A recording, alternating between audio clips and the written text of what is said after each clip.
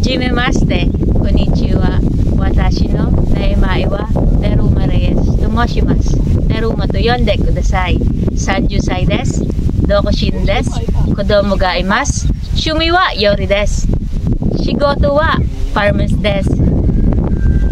Sa Pilipino naman, ako nga pala si Daisy Reyes, nakatira sa Aliaga, Nueva Ecija, at isang anak ng magsasaka dito sa Pilipinas. Mabuhay! Mga Japanese na employer, Hajime Maste! Nakikita nyo ba ang farm na to? Lahat dyan sa amin. Ayan. Kami na ang inyong kuhanin sa inyong asyenda sa Japan. Dahil ang mga taga Nueva Ecija sikat sa palay, sa bigas dito sa Pilipinas. Init mo guys. Tara videoan natin sila guys. Ligat nila po. Ulitin mo. Tara videoan natin sila dito tayo daan yan ha. Nasaan mga magagasdas yung Juki. First time yan. Fresh na fresh. Ayan guys.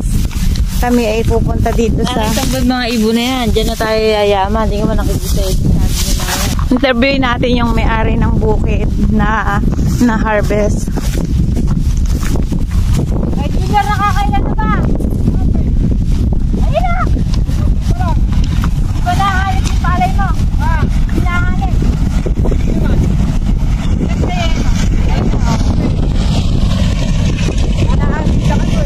Naagapan daw yan ng gamot oh. Kaya yan, di nagtulihanip. Gando! Yan yung luwang na yan. Ilang ano ba yan? Ilang ilang sukat? Ilang hektarya natin ito eh. Alin lahat? Ha? O mga isang hektarya daw. 10,000 SQM yun. 1,000 square meter yan. 10,000 10,000? SQM. Akala ko Pagka 1,000 square meters. 10,000 SQM. Yun yung ano. Pero tingnan mo yung palay niya. Tingnan mo yung palay niya. Laman na no. Hindi, parang maluluwag yung tanim. Tingnan mo kasi hindi sila Dikit-dikit. Hindi dikit-dikit. Parang Pero Junior, ba't parang kaluluwag nung ano? Nung space? Ang palay mo. Parang di hanipin. Ay, ganun ba yun? Pag makapal, hinahanip. ay ganun ba yun? Siyempre, pag papal, mainit. Yung nga ditra hanip.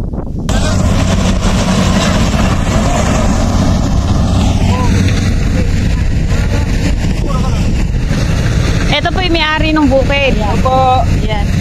Bali, minamadali na niyang ipaanik, baka kasi mahanip ka. Baka pupulan, pupunto panahon. Oh. Mga ilan ba yan? Hindi na may ibon na nakikisaya.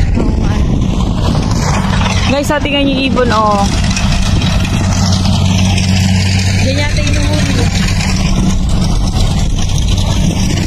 Saya ng ibon, oh. Oh. Oh. Diba? Mga ilan nang inaani niya nakakaraang ano yan? 80? Inahanin yan. Sa palagay mo, inanahanin niya yun. Mga 70. Ganun. Bakit? Nahanip ba? Gawa ng nabiti sa tubig. Ganun. Dahil bomba. Bomba lang din ba to? So, nakami siya nakakuha ng tubig niya sa inyo. Ganun. Oh. Nagtsatsaga sila sa isang tractor. Isang tractor. Yan. Ngayon, dalawang harvester na meron. Pincel. Yan masasabi naman yung nakatayo mo na yung bayo mo na yan. High blood kasi yan, kaya dyan lang siya sa gilid. Ay, hindi siya nag-ano. Baka naman yung ka-maintenance dyan. Ay, mag-comment na. O, diba? Ay, mga bata. Ay, mga bata. Ay, video. Interview natin. Interview natin. yung mga bata. Ano ba inuuli nyo? Daga? Nakailan daga na kayo? Hala pa ba? Asaan? Patingin yan ng daga. O, ayan. Tingnan nyo naman guys. O, nanghuli sila ng daga. O, ay, tama inuuli mong daga. Dagang ano ba yung bukid o bahay? Oh, patingin mo sa kanila. Ayan guys, oh, nanguhuli sila. Nuulam yan. Mas masarap pa sa chicken yan. Ayan. Oh. Nakita nyo naman, napakainit. Are. Oh, sabay dito ka. Umarap ka dito. Sabay natin ka.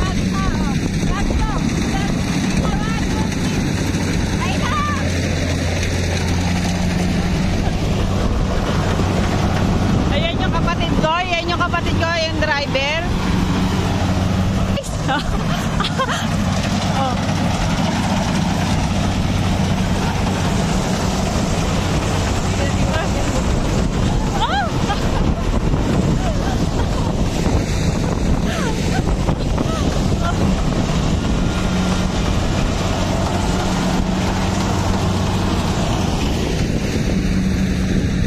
Ayan guys, puro sugat na ang aking pinte.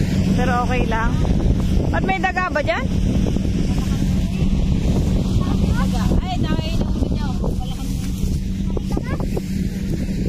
Ayun guys.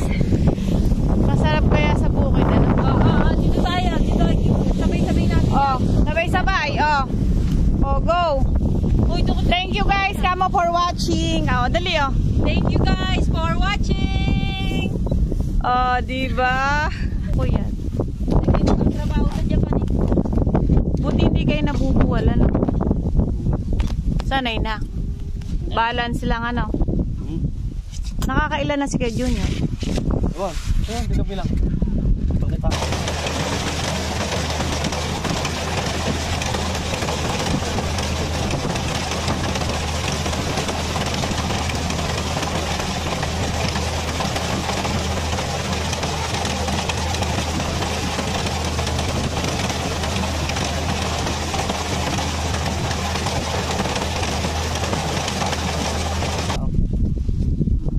Ito yung driver, yung kapatid ko. Ito yung nangangamatis. Ngayon naman nagda-drive ng harvester.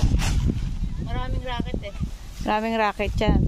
Kaya kung nangangailangan dyan sa Japan, ito tawagin nyo lang. Ayan. Sanay na sanay.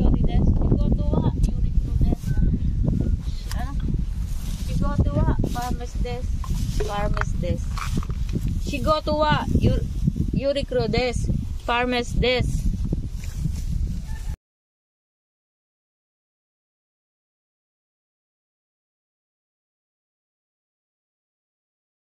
Eto, interview natin yung pinaka head of the hakoterong Nga pala kay Dennis Martin. Sino naman yun? Basta. Kaya ka jowa mo, shoutout mo. Kamusta ka, mahal? Ay! Hindi yan yung isa yung babe mong tawag. Ala kong babe. Alagot ka na nun. Shoutout dyan sa page niya. Asan mo tayo ngayon? Andito tayo Sa bukid. Aliaga, sa bukid, center. Maraming salamat po sa aming kinainan. Sa Kikusyal. Ando. Sino? Ano ba pangalan po siya natin kinainan? Konsel Ando. Ayun, maraming salamat po kay Kusyal Ando sa aming pinagtanghalian. Mukhang hindi stress yung kalabaw ngayon Makapagpahinga sila ng... Sa kaipilo niya. Ayun, ang ganda ng aura nila yun. Hindi sila pa. Last na po ang palay sa Nueva Ecija. Maraming salamat po. Paano po nyo pasasalamatan yung ating Pangulo dahil tumaas kahit pa paano ang ating palay? Buti po nagkaganon po kahit po mahinaan medyo tumaas po presyo ng palay. Nagpapasalamat po kami yung Pangulong Bongbong Marcos. Saka kay Robin Padilla na inangatang magsasaka. Shout out dyan. Ayun. Baka naman dito to yan. Totoo. Ang aning na ngayon ng mga magsasaka. Mahina. Yung presyo, no? Paano mo nasabing mahina? Kasi nakaraang anihan ng Tagaraw, maraming maani, pinakahayos naman 16-17 lang. Yung palay. Ay, kayo. Ngayon, medyo mababa, tumaas na ng presyo. Robin Padilla, idol! Idol! Basta yung manawagan kami magsaka, mga riyata lang po kami. Kumikita lang po kami konti araw-araw. Ang hinihiling ko lang po, yung patabo, ang ibaba. Oo nga. Yun Maraming salamat po. Shoutout nga ka pala kay Berto Tanghal, naghaharap ng asawa. Nagpapasalamat ako sa ating presidente na binigyan kami ng pabor sa magsasaka.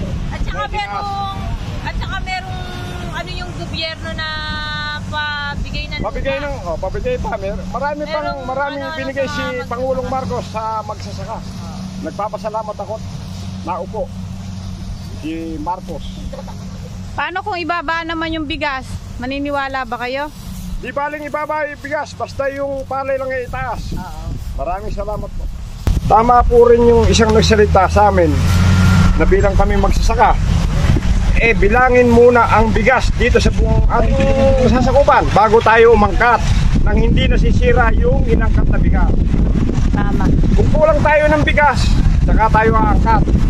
Mayaman na nga sila, nagpapayaman pa. Tulungan kami mahihirap, idol! Mahirap! Pamilya! Yes! Mag-shoutout ka muna sa ex mo! Pwede ba yung makita ni Malo yan, patay ako. Patay! May ex ka pa pala eh. Anak! Mag-iingat ka dyan, Tisay ha. Pagputihan mo pag-aaral mo. Para sa anak mo ba yung sakripisyo mo dito? Yes naman. Idol! Meron po ba kayo kasarang pagkakataon na libutin kaming tiga Nueva Ecija? Hindi lang sa kandidato kayo makakalibot. Ngayon nakaupo na kayo, libutin nyo ulit, bumalik kayo. Pinang galing nyo. Wala! Yung karabata na! Hindi lang doon sa kandidatuhan lang kayo makakating sa amin. Ngayon nakaupo na kayo, pwede sana libutin nyo naman kung saan kayo nagpunta. Maraming salamat po. Kung mahal niyong magsasaka, mas mahal namin kayo. Hindi na kami mahal, hindi na kami mahal. Totoo yun. Di po ba? Tama po ba? Tama yun Kuya Ando. Sino ba yung pinagkakitaan nyo pagka po ganitong anihan? Kami po, nangangaryada lang. Kumikita lang po kami sa maghapon ng 300 pesos. Pinakamalaki po, 500. Kaya patay kalabaw, patay tao sa pangangaryada. Kaya ho sana kung may pagkakataon, yung talagang walang saka, magkaroon ng pagkakataon na masakahin. Teka, kahit hindi sarili o buwisan, ganun. Mukhang naiiyak na yung kalabaw, oh. Nagdadrama na yung amo niya. Ayan guys, so nakita nyo, lumuluha na siya, nagigilid, oh. Ayan, nagpapasalamat kami. Tumaas ng bahagya ang palay. Ayan. Ayan, paki-like and share. Subscribe po ang India Fintech Vlog. Share nyo naman po sa iba yung mga sinabi ko para kung maintindihan ng makakaintindi o hindi. Bahala na po kayo. Mag-comment nga po kayo kung magkano palay dyan sa lugar nyo, kung saan nakaabot tong vlog namin. Ayan, bye!